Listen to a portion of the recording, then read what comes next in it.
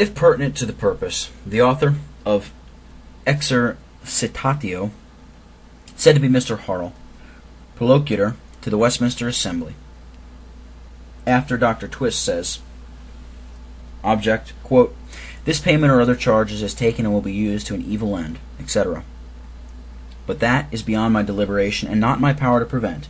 It will not be avoided by putting them to force it from me, but rather more gain will accrue to them, etc., if I stand out, unquote. As for coin, says an author, it were absurd to say, because an usurper should stamp his image on my coat or arms, I should not use them as my own, and so is my money. Money belongs not properly to the king, but to the people, and he has nothing but what they give him. That from the Mystery of Magistracy Unveiled, page 86. After all, some may allege they engaged unto that which in practice they were not able to perform. To this I need make no proper return, but only say, there are indeed things engaged against that then become a piece of trial to some, and would be still more so to many now, for its hard living, without being involved some way or another. But did they swear to anything sinful, contrary to God's word, or inconsistent with their known principles, or to that which he in whose strength they behoved to engage was not able to make them perform? If not, then we must allow they acted a most ingenuous and honest part, according to what light he had given them, and the best they can do, and the best can do no more, Though they had faults and failings, being men of like passions with others, yet they were comparatively few. They served their generation, for the most part faithfully, and got off the stage honorably, and left a plain, well-stated testimony behind them.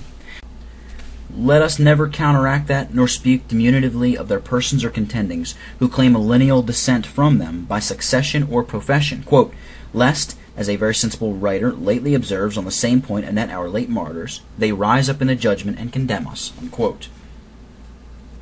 All I shall say anent the authors of this collection, or the way or manner in which it is now republished, is that these called old Presbyterian dissenters who renewed these covenants were a small handful, the principal of whom were of the suffering remnant, who never acceded to the Revolution's settlement in church or state. This part of their contendings, Arkansas's work, is now republished entire, without alteration or addition, lest it should otherways been by some accounted an injury to their memory and contendings. For plain reasons, it would appear from the minute of their general meetings that the materials were gathered by the different correspondents and ordered to be by them brought in to be published. Yet it was retarded from time to time till one Mr. Andrew Clarkson, a student then in communion with them, collected them together and printed it in 1731. But in the space of 50 years, a number of defections and encroachments has incurred in both church and state, which behoved to be added in their proper places. Else it could have been republished to no advantage, besides the contest betwixt dissenters and the secession had not then breathed into existence. A variety of things has occurred, particularly by some publications of late, wherein dissenters are put to a defiance to prove their principles from Scripture, human authority, annotators, etc., and bid produce them, if they had any. This occasioned me to enlarge that head in adding, writing over, and bringing forward as many of these proofs as could be got admitted, wherein I have waived all authors who were a party. Mr. Curry has also in his essay on separation staged it with a number of blunders, mistakes, etc., but from the corrections and short notes I have placed upon these the reader may form some idea of the justice of this charge. But all this not being properly adverted to, when proposals were published, I have been so restricted and limited both in additions, notes, and quoting, that I have confined myself to just as many words as makes out the sense, and sometimes scarcely that, which it is hoped the charitable reader will excuse, only in reading page 253 and 255, by reason of a mistake in the press, consult the errata. To the whole, I have added the contents of some few indigested practical advices to dissenters. After what has been observed, little more seems necessary to be said, as motives to enhance this republication. Once for all, I may venture, without falsehood or flattery, to say that I know not of any one volume of the like size or extent, wherein as much of Reformation principles and practices is compromised this day in print in Scotland. And sure it were highly expedient that these were more universally known and esteemed by this generation than what they really are. Neither is it unnecessary that those concerned who intends to maintain and prosecute these principles and practices, namely covenanting, should have a view of the form and formal grounds whereon their progenitors has gone on before them. Besides, it is well known that this handful has been since the Revolution, as well as before it, branded and stigmatized by compliers as schismatic, separatists, blind as zealots, rejectors of magistrates and ministers, men of anti-government, bloody principles, etc. And though they have often discharged themselves of such calumnies, yet a better vindication cannot be produced than a summary of those principles and practices for the owning of which they were thus vilipended. And for such as would make any conscience of contending by separation from the men of these abominations, it is abundantly necessary they be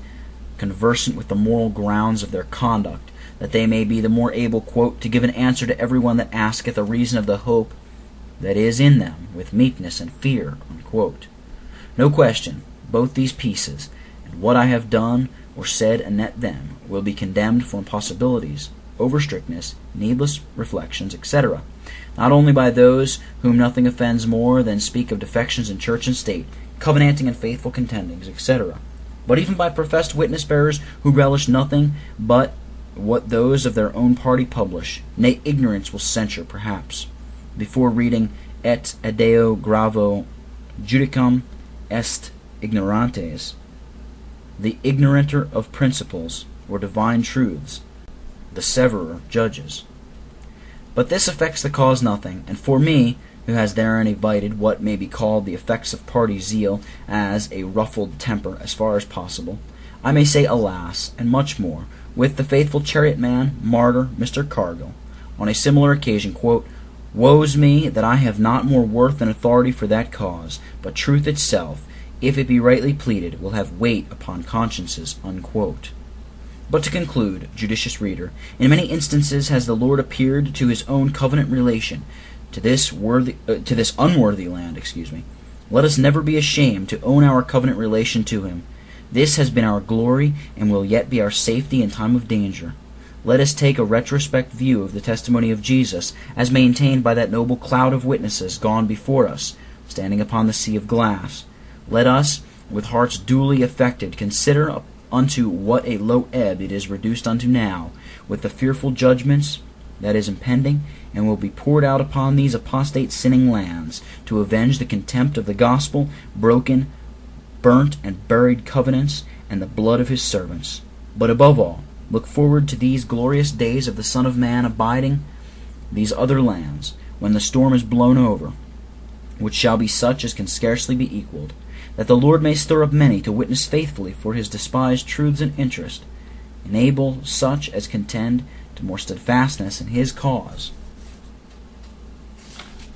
and, through divine grace, make the following sheets, amongst other means, prove useful for these ends or purposes in the earnest prayer and desire of thy well-wisher in the truth. John Howie, Lochgoin, March 22nd, 1787. The Preface. It is the ineffable product of eternal love and infinite condescension in God toward his rational creatures, that ever he was pleased to make a covenant with them, and not to command and require obedience to his holy and just will, by virtue of his most absolute supremacy and rightful dominion only, but even to superadd sweet and precious promises as a reward of that obedience, which he might of right have required, without giving any such incitements or persuasives to it. And as no tongue of men or angels is sufficient to express, no strength of imagination to conceive, no sublimity of intellectual faculties to comprehend the depth of that spring and breadth of that ocean of unbounded love, which hath exerted itself in God's covenanting with man,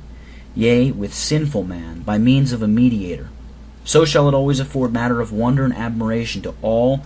finite and intelligent beings, to the ages of eternity,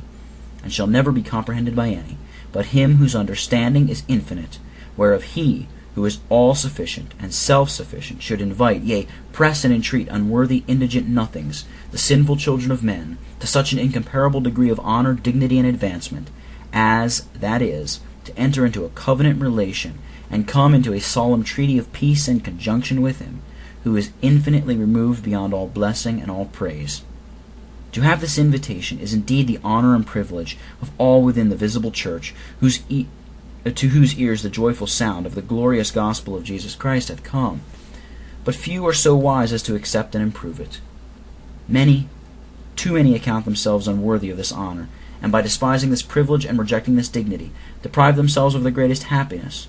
But as all nations upon whom the day star of the gospel hath arisen have had the invitation to this duty, and all sound and real believers have actually participate in this honor, to have God making a covenant with them, and they striking hands with him through a mediator, which covenant is commonly termed the covenant of grace. So these three kingdoms of Scotland, England, and Ireland, conjunctly, and Scotland by itself as an independent nation, had, in an eminent way and manner, the honor, above most nations in the world, to dedicate and surrender themselves to the Lord by a most voluntary, free, and deliberate choice, and to come under the bond of a most solemn oath, in a most religious manner, devoting their all to Christ, his interest and honor, the flourishing and thriving of his kingdom, the success of his gospel, and reformation of his churches, and openly avouching him for their Lord and Master, to the honor of his name and confusion of his enemies, which covenants, national and solemn league, though we look not upon them to be the same with the covenant of grace, yet we conceive of them as a solemn, superadded, and new obligation, tying us to all the duties as well of a particular Christian conversation as these which tend to the public and national advancement of reformation in religion, whereof the covenant of grace is the spring and foundation. These covenants, as they were the effects and consequence of many remarkable and signal expressions of divine love and goodness, many singular mercies and deliverances vouchsafed to these nations, as the return of many earnest prayers and wrestlings of the Lord's people with him, so they were the occasion of many blessings and great indications of God's favor and loving kindness.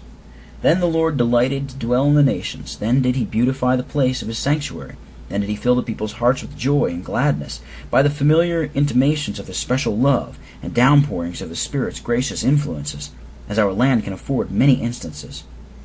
Then did he enlarge his people's affections and animate their spirits with zeal and courage, attended with knowledge, prudence, and discretion to act for him and advance his kingdom.